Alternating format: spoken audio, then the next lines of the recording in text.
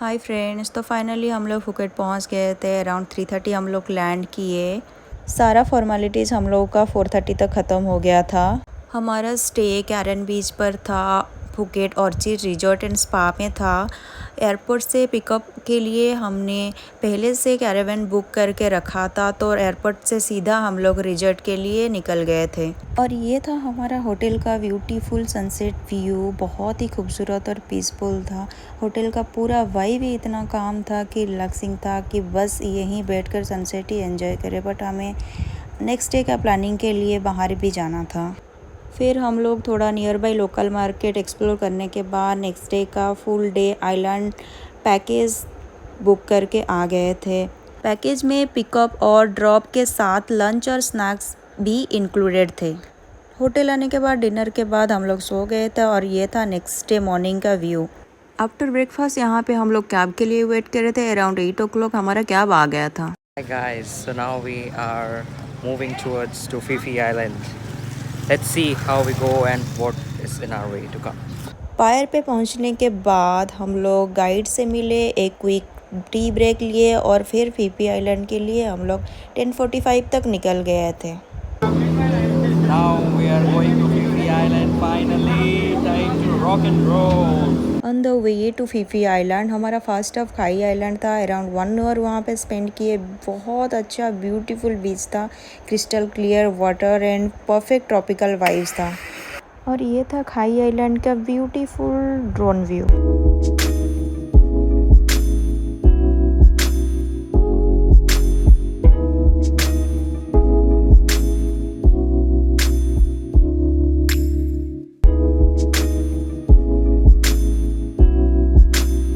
Believe ही नहीं हो रहा था कि इतना ब्यूटीफुल व्यू देखकर मन तो कर रहा था कि बस पूरा दिन यहाँ पे रुक जाए, बट आगे का आइलैंड भी एक्सप्लोर करना था। तो एक स्वीट सा कोकोनट वाटर पिए और फिर नेक्स्ट डेस्टिनेशन के लिए जर्नी कंटिन्यू किए। उसके बाद हम मंकी बीच गए। वहाँ मंकी तो दिखे नहीं, बट बीच का व्यू इतना ब्यूटीफुल था कि जाना वर्थ इट था।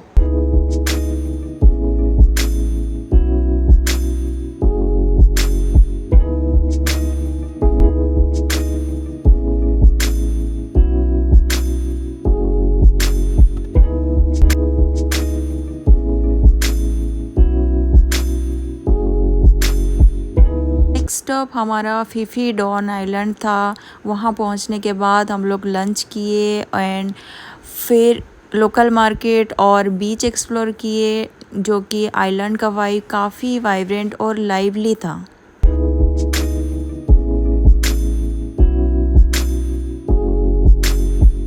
हमारा नेक्स्ट डेस्टिनेशन था फिले लगून। हम प्राइवेट लॉन्ग टेल बोट लेकर वहाँ पहुँच गए। काफ़ी अच्छा टाइम स्पेंड किए। पास से तो सब कुछ और भी ज़्यादा अच्छा लग रहा था, बस वर्ड्स में एक्सप्रेस करना मुश्किल है। वहाँ हमने स्नॉर्कलिंग भी किया।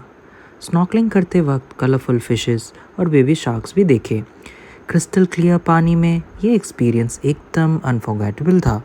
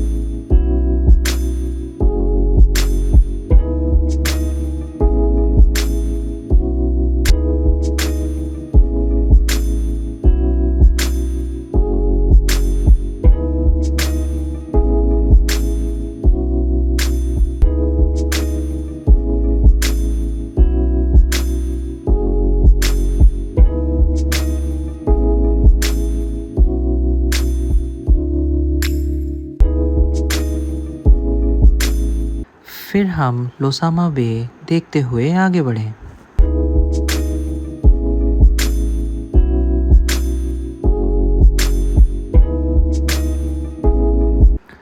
उसके बाद हमने वाइकिंग केव देखा और हम माया बे की तरफ आगे बढ़े।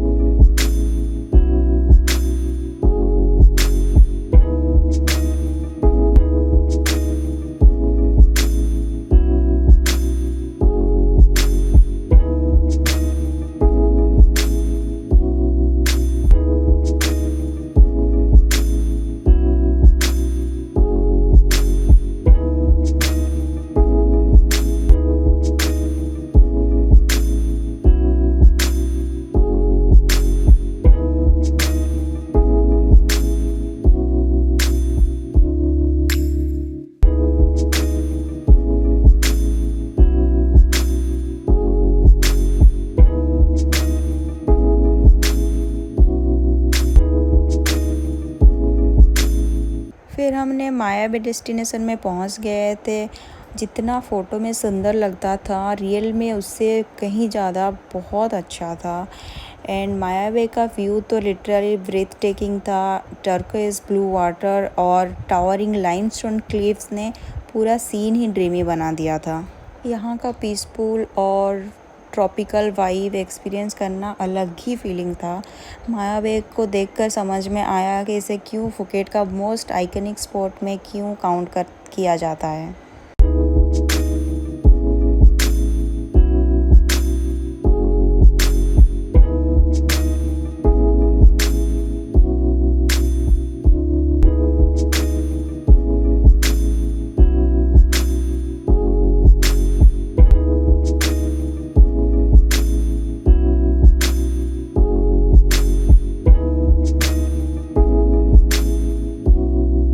फाइव 10 मिनट्स वॉक के बाद हम लोग माया भी पहुंच जाते हैं। बीच के अराउंड लश ग्रीनरी और नेचुरल सराउंडिंग्स देख के बहुत मज़ा आया। ये था हमारा लास्ट डेस्टिनेशन माया बे। सच में पूरे ट्रिप का सबसे ब्रेथ टेकिंग व्यू यही देखने को मिला। ये जगह हमारे आइलैंड टूर की परफेक्ट एंडिंग थी। बचपन में जब हम लोग लेटर सीखते थे बोर्नवोदो बुक से, वहाँ एक पोएम था, वहाँ से मैं एक पोएम पढ़ी थी जो कि था कि सुंदर आहा कि आनंदमय यही विशाल संसार। तब ये समझ में नहीं आया था कि क्यों लिखे थे, बट अब देख के लगता है कि हाँ यार कितना सुंदर है जगह, ये दुनिया, हम लोग इतना घूमते हैं। मैं बहुत ग्रेटफुल हुई हूँ देख के। फिर हम लोग वहाँ से स्टार्टिंग पॉइंट जहाँ से आए थे वहाँ तक रिटर्न कर लिए थे। उसके बाद हम लोग थाईलैंड का famous food mango sticky rice खाए डिनर पे।